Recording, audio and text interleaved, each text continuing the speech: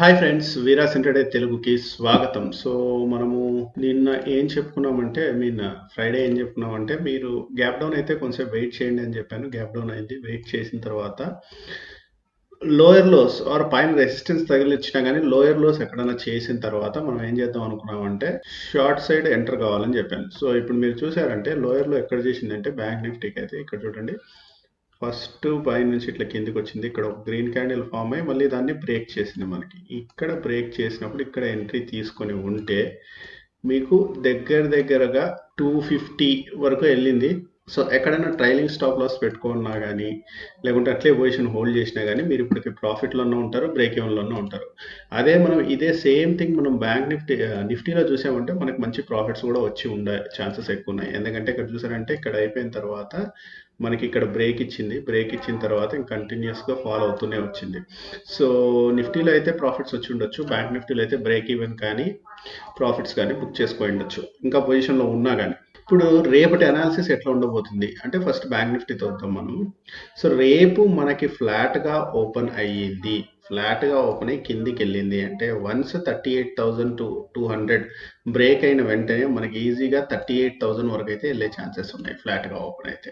ఇట్లా కాకుండా gap down ఏదన్నా ఓపెన్ అయ్యింది అంటే ఒకసారి 38,000 దగ్గర ఎట్లా బిహేవ్ చేస్తుందో చూడండి. డైరెక్ట్గా 38,000 బ్రేక్ ఇచ్చేసి ఇంకా పైకి రాకుండా కిందికి వెళ్ళిపోతుంది లోయర్ లోస్ చేసి అంటే ఇమీడియట్గా షార్ట్ పొజిషన్స్ తీసుకుంటాం. అలా కాకుండా పైన ఎక్కడన్నా ఓపెన్ అయ్యి 38,000 దగ్గర ఎట్లా బిహేవ్ చేస్తుందో చూడండి. బ్రేక్ ఇస్తేనే, డౌన్ సైడ్ బ్రేక్ ఇస్తేనే మనం ఏం చేస్తామంటే లోయర్లో ఫామ్ అయ్యి డౌన్ సైడ్ బ్రేక్ ఇస్తేనే మనం 38,000 బ్రేక్ ఇచ్చిన వెంటనే షార్ట్ పొజిషన్ అనేది తీసుకుంటాం. ఎందుకంటే 38,000 అనేది మేజర్ సపోర్ట్.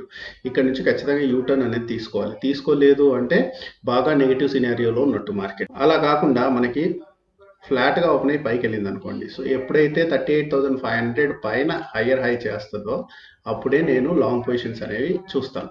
ఎందుకంటే మనకి ఇక్కడ దగ్గర 38,800 దాకా వెళ్ళే ఛాన్సెస్ ఉంటాయి. ఓకే, సో ఇక్కడ మనకు హయ్యర్ హై దీనిపైన చేస్తేనే మనం ఏమన్నా పొజిషన్స్ అనేవి తీసుకుంటాము. 38,500 పైన చేస్తే. అలా కాకుండా గ్యాప్ అప్ అయింది అనుకోండి, ఎక్కడన్నా గ్యాప్ అప్ అయితే ఒకటండి, హయ్యర్ హై చేయాలి. హయ్యర్ హై చేసిన తర్వాత మనకి దీనికి దగ్గరగా ఉందంటే మన స్టాప్ లాస్ టార్గెట్ అనేది మనకి సరిపోదు అనమాట. అంటే మన టార్గెట్ అనేది చాలా దగ్గరగా ఉంటుంది, మన స్టాప్ లాస్ అనేది చాలా లాంగ్గా ఉందనుకోండి, అప్పుడు దాన్ని బట్టి పొజిషన్ తీసుకోండి. అంటే గ్యాప్ అప్ అయిన తర్వాత ఇన్ కేస్ బాగా దీనికి దగ్గరగా గ్యాప్ అప్ అయితే దీన్ని బ్రేక్ చేసిన తర్వాత హయ్యర్ హై చేసిన తర్వాత మనం పొజిషన్స్ తీసుకుంటే మన స్టాప్ లాస్ టార్గెట్కి మ్యాచ్ అవుతుంది. అంటే 39,200 వరకు వెళ్ళే ఛాన్సెస్ అయితే ఈజీగా ఉంటాయి. ఇంక ఇక్కడ 39,200 దగ్గర ఎట్లా బిహేవ్ చేస్తుంది అనే దాన్ని బట్టి మనం ట్రైలింగ్ స్టాప్ లాస్ పెట్టుకొని పొజిషన్స్ అనేవి తీసుకోవాలి.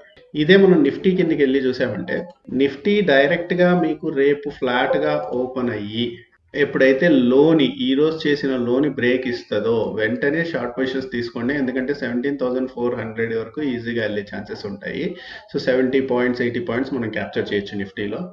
అలా కాకుండా గ్యాప్ డౌన్ ఎక్కడన్నా అయ్యింది అనుకోండి, ఇక్కడ ఎక్కడన్నా గ్యాప్ డౌన్ అయితే ఇక్కడ మనకి ఎట్లా బిహేవ్ చేస్తుంది. 17,400 బ్రేక్ చేసి మళ్ళీ పైకి రాలేకపోతుంది అంటే మనం ఏం చేస్తాం అంటే ఇక్కడ షార్ట్ పొజిషన్ తీసుకుంటాం. నెక్స్ట్ సపోర్ట్ వచ్చి 17,300, 17,200 అట్లా ఎవ్రీ 100 పాయింట్స్కి ఒక సపోర్ట్ జోన్ అనేది ఉంది. దాన్ని బట్టి మనం ట్రైలింగ్ స్టాప్ లాస్ అనేది చేసుకుంటూ వెళ్ళాలి. గ్యాప్ డౌన్ అయితే అట్లా కాకుండా ఫ్లాట్గా ఓపెన్ అయితే మనకు హయ్యర్ హై చేసుకుంటూ దీన్ని బ్రేక్ ఇచ్చినా కానీ లేక దీనిపైన హయ్యర్ హై ఫామ్ అయితే అప్పుడే మనం పొజిషన్స్ అనేవి తీసుకుంటాం, లేకుంటే పొజిషన్స్ అనేవి తీసుకోం. గ్యాప్ అప్ అయింది అనుకోండి, గ్యాప్ అప్ అయితే ఇది బ్రేక్ ఇచ్చేంత వరకు వెయిట్ చేస్తాను నేను. ఎందుకంటే ఇక్కడికి మనకి స్టాప్ లాస్ టార్గెట్ అనేది సరిపోదు. సో అందుకని ఇది బ్రేక్ ఇచ్చిన వెంటనే మనం పొజిషన్స్ అనేవి తీసుకుంటాం. అంటే 17,700 బ్రేక్ ఇస్తే పొజిషన్స్ అనేవి తీసుకుంటాం. గ్యాప్ అప్ ఇచ్చిన తర్వాత అది బ్రేక్ ఇవ్వాలి.